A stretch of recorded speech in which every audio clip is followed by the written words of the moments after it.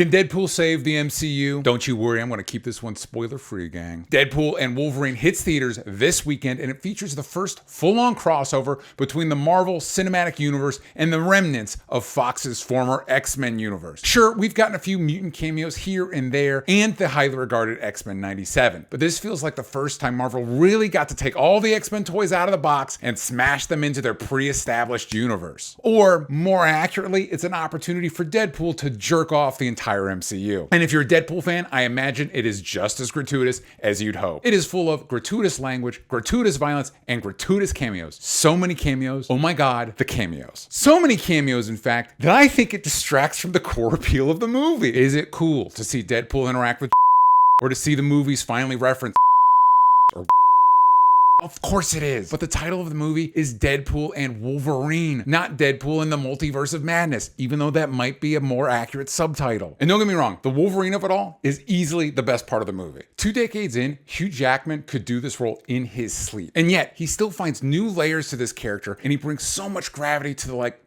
3 scenes the movie actually focuses on him. The movie is at its best when it prioritizes the interactions between the 2 title characters. They're a fantastic odd couple, and nothing against Josh Brolin's Cable, Wade's last straight man. There's just so much more history with Jackman's Logan. It just feels like the movie is a lot less interested in mining that particular relationship instead of diving headfirst into Marvel's messy multiverse saga. In fact, I'd argue that Deadpool and Marvel kind of bring out the worst in each other. Adding Deadpool's meta humor on top of the MCU's already convoluted continuity shenanigans makes the plot almost incomprehensible at points. Instead of being a clean entry point into the MCU for Deadpool fans, the movie expects an almost encyclopedic knowledge of not only the previous Deadpool movies, but Logan, a good chunk of the MCU, a Disney Plus series or 2, and even the off-screen lives of the movie's many stars. That is a lot. In fact, the movie is so focused on revisiting the past of these franchises that both Wade and Logan's entire arcs are lifted almost wholesale from their previous movies. And the action scenes are pretty much all smoke and no sizzle, if you know what I mean. And if you don't, what I mean is that there's a lot of build up to almost every major set piece and proclamations that this is what the fans have been waiting for. And there's some legitimately cool concepts for action scenes in this movie, but they're mostly kind of muddy and lackluster in execution. This movie in general is absolutely slathered in the expensive cheapness that has become Marvel's standard mode of operating. All that budget must have gone to the cameos. Now, that's not to say there aren't bright spots. Matthew McFadden brings the self-serving smarminess he perfected in Succession to his hilarious performance as Paradox, and Emma Corrin is electric as Cassandra Nova.